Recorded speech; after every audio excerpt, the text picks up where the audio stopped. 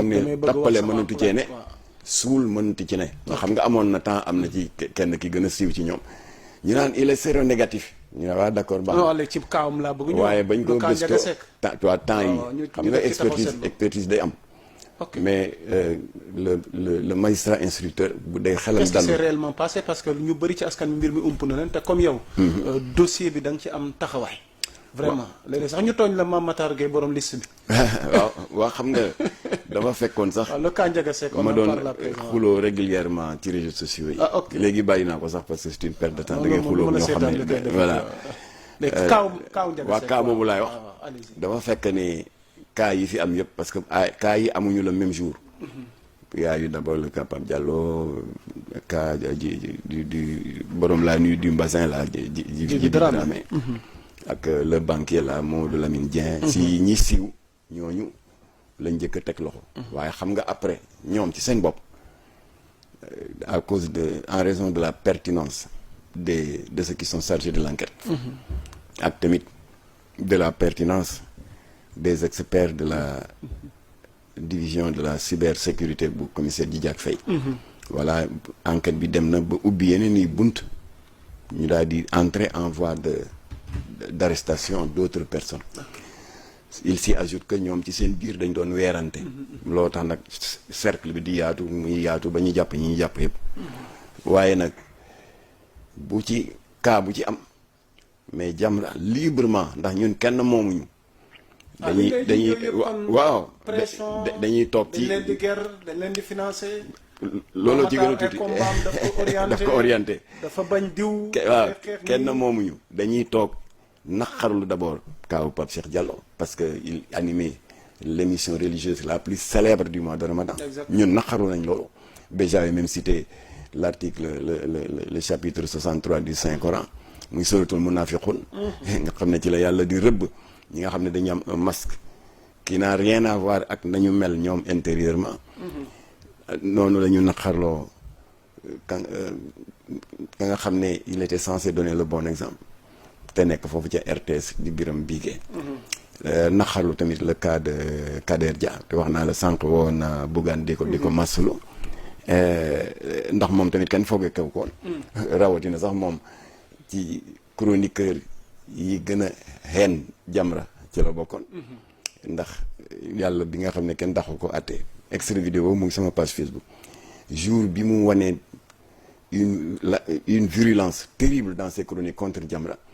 dafa daaneel kàddoom rek parce que lu ne yàq na ma ko waaw jóg naan yaa ngi am liste gi war nañ ko xoolaat nangam dafa génn ci studio bi rek xam naa da doon ñibbi salaamaaleykum rek ndek ci biti en civil les éléments de la brigade de Kër Massar ñu ngi ko doon xaar ne ko càppat yóbbu alors ñu naqarlu le fait que waaw mu daal di kii doon masque ndekete mu ngoon ci biir waaw ñii nga xam ne tamit ils me sont très proches mu di waa Malikia TV Souleymane Fatou Ndaw moom tamit Malikia TV gëjuma fa 15 jours plus tard amoon naa fa benn émission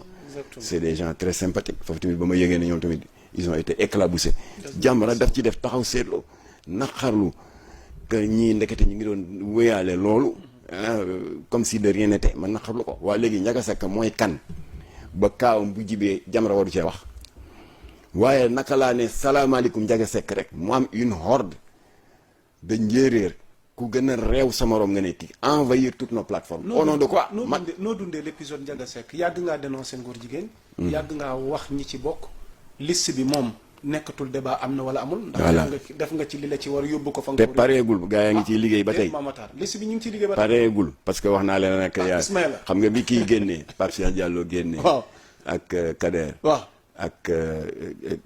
Souley non ki nekk RTS. ki Pape Biram bii waaw voilà gars yi ne ma waxoon nga ko de ne woon nga presse bi dana yëngatu xam nga dama leen waxoon ne. depuis février dama exclusivité ne ma liste bi des na. waaw ma ne leen des na. ñu ne ma la ja des ma ne balaa weer dina am ñu ci yokk waaye balaa weer bi dee sa Kajoor Cissé bu 7TV daanu le gars de Kewulo la daanu ainsi de suite waxoon naa ko voilà léegi ñu ngi ci 6. ñu ne ma kon jeex na ma ne jeexagul 11 la presse bi 11 voilà léegi nag il appartient aux enquêteurs di kii waaye ñun nag. des na encore waaw wax naa ko waaw ñun si suñu recensement bopp 11 presse bi 11 la ñu. voilà kon nag. ñooñu ñëpp bañ leen doon jàpp. Jamra ci doon wax. kuñ ci jàpp ñu wax ci. parce que la ñu nekkee jaaduwul. du ñu nangu ñu nekk ca loola. bëgg a wàcce mbugal yàlla suñu kaw te duñ ko nangu. alors bu nee ma wax ko y' a pas eu de problème.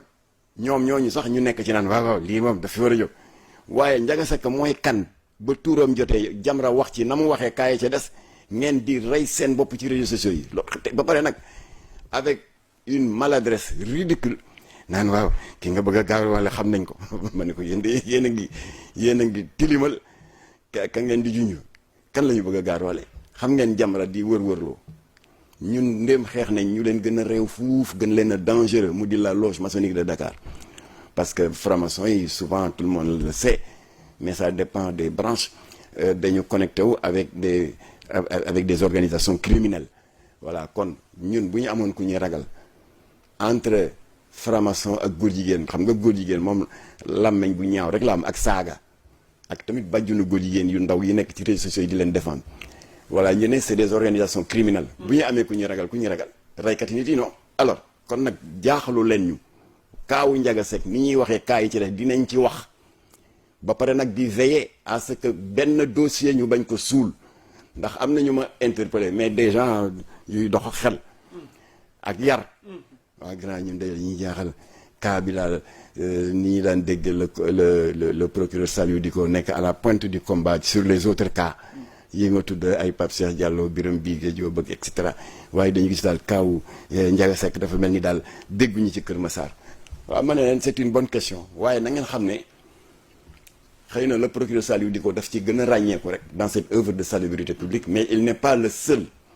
magistrat à faire preuve de détermination dans cette œuvre de salubrité publique ma ne leen Ndiaga Seck dépendrul ci juridiction procureur Saliou Dicko mu ngi dépendre ci juridiction procureur bu Louga parce que effectivement scandale bi mu nga éclaté Linguère jàppoon nañ fa près de 23 suite à une dénonciation léegi ñu téye leen fa bañ leen téye procureur Linguère bu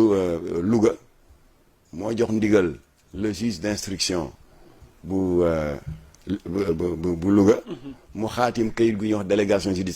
judiciaire genre procuration la mooy man procureur wala man juge d'instruction comme que mënumaa dem ba foofa di enquête foog naa une partie de mes prérogatives et de mes pouvoirs jébbal naa ko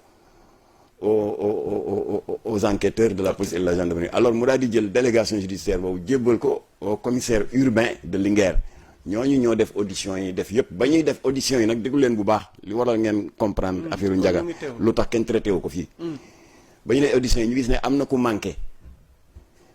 qui s'appelle Makhtar Ndiaga Seck enquête bi wane ne newul Linguère mu nga Dakar mais comme que diggante kuréelu takk der yi partenariat dafa am ñoom ñu ne comme que Dakar la nañu jokkoo ak suñu naataangoo yi xarañ ci wàllu interpellation ak arrestation muy waa division des investigations criminelles DIC ñu jox leen délégation judiciaire bi ñu continuer liggéey bi alors ba ñu leen ko joxee nag ñoom ñoo dem arrêté Ndiaga Seck à domicile ñu ngi ko fekk mu ngay takki bagaasam nee na yooyu ay day aji màgg libre na ci gars yi ne ko procureur la soxla ñu yóbbu ko vendredi le 15 juin yóbbu ko en garde à vue foofa ca commissariat urbain bu Linguère téye ko fa le samedi le 16 dimanche le 18 dimanche le 17 lundi le 18 ñu yóbbu ko présenté ko auprès du procureur et du juge d'instruction du tribunal de grande instance bu Louga foofu nag la manipulation yu malhonnête amee ci réseaux sociaux yi waaw affaire yi defe naa nañ ko xoolaat parce que résultat test statut sérologique bi génn na il paraît que il n'est pas séropositif loolu lañ ci xam loolu tax nag procureur bi def fulla daal di ne juge d'instruction bi continuellement gëstu bi parce que yoon may na ko mu def contre expertise kooku c'est légal dans c'est ce qui a donné alors mu ne en attendant gàllal ci loosam li jot a fës mu di 3 chefs d'inculpation yi moom la ñu gàll ci loosam biñ ko présenté auprès du juge d'instruction du tribunal de Louga le lundi le 18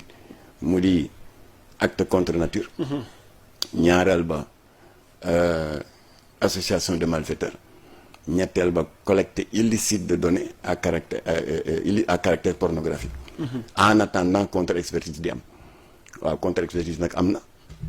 le contre-expertise bi wane safaanoo na ak manipulation yu doon am ci réseaux sociaux yi.